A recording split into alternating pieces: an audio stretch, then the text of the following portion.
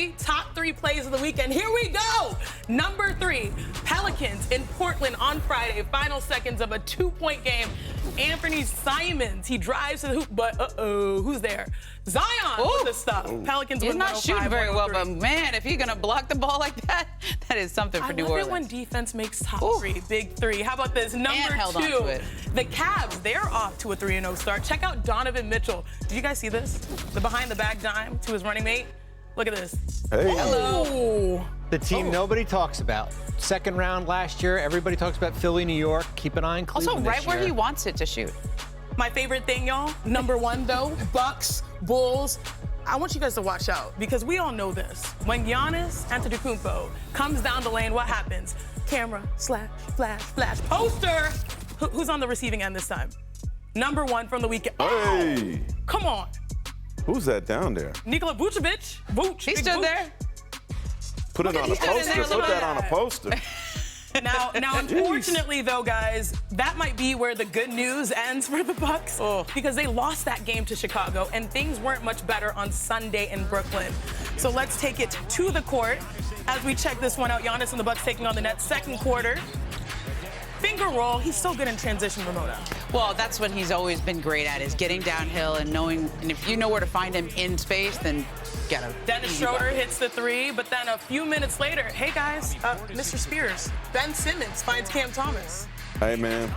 Ben Simmons is a good assist guy. I know we hate on him all the time. Quietly on But he can pass it, though. LSU. And also, Cam Thomas can get buckets. LSU. Another guy can get buckets. All right. Let's go to the third quarter. Dame and Giannis, 2-man action. This is the play of my dreams, Bobby. Well, this is the bread and butter of Milwaukee.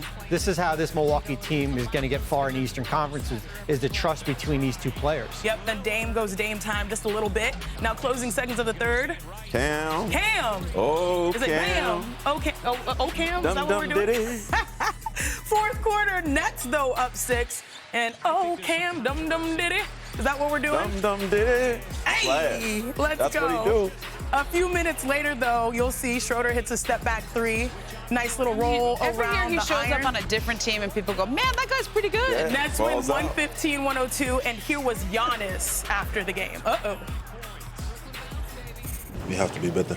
It doesn't matter if it's game 1, game 3, game 50. We got to keep coming together as a team, keep on taking care of the ball, keep on being aggressive, find ways to play faster. I think we are too stagnant. And we got to get right first. You can yell all you want. If you're not playing right, it doesn't matter. You got to get right. We got to get right first, and we're not right now. Unfortunately, there's no rest for the Bucks. They play the Celtics tonight on a back-to-back. This slow start to the season has unveiled some issues already for Milwaukee, especially on defense, ranking 23rd through 3 games. So, Mark, what does Doc mean when he says we've got to get right? Well, I text Doc. Oh. Gave me some answers, sent me a text back. I guess he had some time. He said pace needs to be better.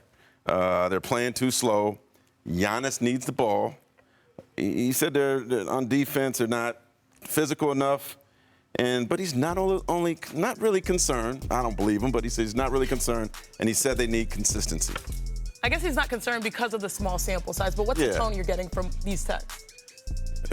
He's nervous. It's early, though. It's early. Look, they're just really sloppy with the ball, and they haven't come out with the right level of focus. I think opening night, you're playing against the Sixers. It's a big game. Everybody's there. But the last 2 games against the Bulls and the Nets, they didn't come out with the level of focus. First half yesterday, 10 turnovers in the first half. Giannis had 2 of those, okay? And so they just need to clean things up at the start to get on the same page. When you have Giannis saying, we don't have an identity after 3 games, that's a chilling statement. Yeah, it is very chilling, especially when we see that the issues with defense sort of have not really been addressed through 3 games. But we know it's a very, very small sample size. So, Bobby, what can the Bucks do? Well, I'm the one who said buy stock in Milwaukee before the season. And I'm not saying you should buy more, but don't sell right now. But I have so it's a hold rating? Yes, we're holding right now. My concern is those 2 games you gave up 67 points to Cam Thomas and Kobe White. Your perimeter defense is poor right now. And if you're waiting for Chris Middleton to come back and fix that, that's not going to happen here. So, as you said, they're in Boston tonight against the defending champs, who will embarrass them if Milwaukee plays like they did last night in Brooklyn. Yeah, I mean, it's going to be interesting to see if they're able to patch it together. But again, we don't want to overreact. Look at the rotation players. Chris Middleton obviously out with ankle injury.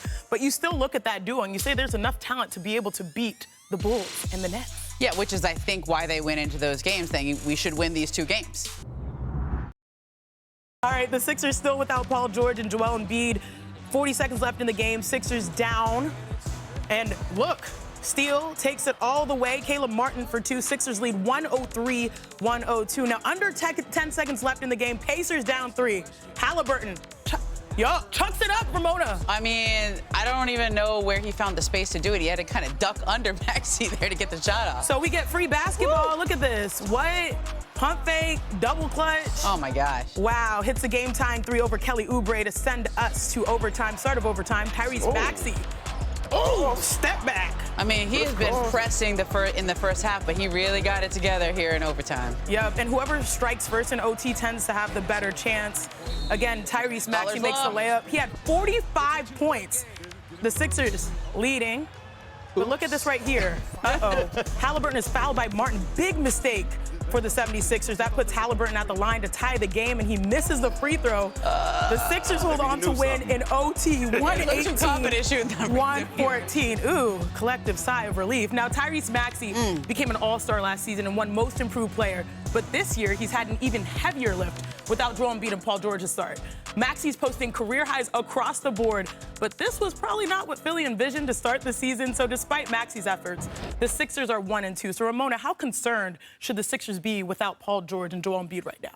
Right now, no, not that concerned, because I think Embiid and Paul George are on their way back. I mean, the impression I have, we'll get another update on them tomorrow. They were off today, and they'll give an update on both their statuses tomorrow. And I think they're both pretty close to coming back here. And so you don't need to freak out right now, but this is a lot for Tyrese Maxey. And he's been pressing. You can see it out there. He's playing a little too fast. He needs to get to the free throw line and slow himself down, but he can carry it. He's young. That's why they gave him all that money. Well, you know, and Kelly Oubre is helping out right now, too. He had 28 in the last game. Yeah. He's averaging 21 points. So they're going to need him to keep helping out till these big guys come back. I'm concerned about the other Tyrese Haliburton in Indiana. Yeah. He still does not look right. And I know Philadelphia is asking a lot of Tyrese Maxey to carry this team right now. But if you're comparing the two right now, I'm probably taking Tyrese Maxey. And for an Indiana team that relied on continuity, their offense was number 2 in offense last year, 25th in offensive efficiency. Oof. They've kind of hit this little bit of a funk early in part of the season. Yeah, they have. And I did notice some of his outputs, and I was like, okay, there's some inconsistencies. It's not often that you get all-stars that have like 0 points in a game, but we all know he affects the game in very different ways. But going back to the Sixers, Ramona, I'm curious, when they are able to be healthy and whole with Joel Embiid and Paul George out there, how do you think they're going to try to manage their workload, knowing that the expectation was for them to start game 1? I mean, they've put it out there the whole season that they are going to load manage Joel Embiid. Like, his goal is to be healthy at the end of the season, be healthy for the playoffs, where he has never been healthy before. And so the idea that he's not ready right now, this is just a fun, look, he's got the knee brace on. He doesn't like playing with the knee brace, but he's going to play with the knee brace because the whole goal for Joel Embiid is to be healthy come April, come May. That's what they're all there for. And so they've put that out there. Well, let's see how they feel if it starts to slip to 3rd or 4th or 5th in the Eastern Conference. That's the big concern. And I talked to a team last week, and they said the Eastern Conference this year, regular season matters in the Eastern Conference, how deep it is when you look at Orlando, when you look at Cleveland, when you look at Miami, all these teams. So if you're Philadelphia, and yes, getting him to the finish line in one piece is important, but you don't want to get to the finish line in the 7th or the 8th seed.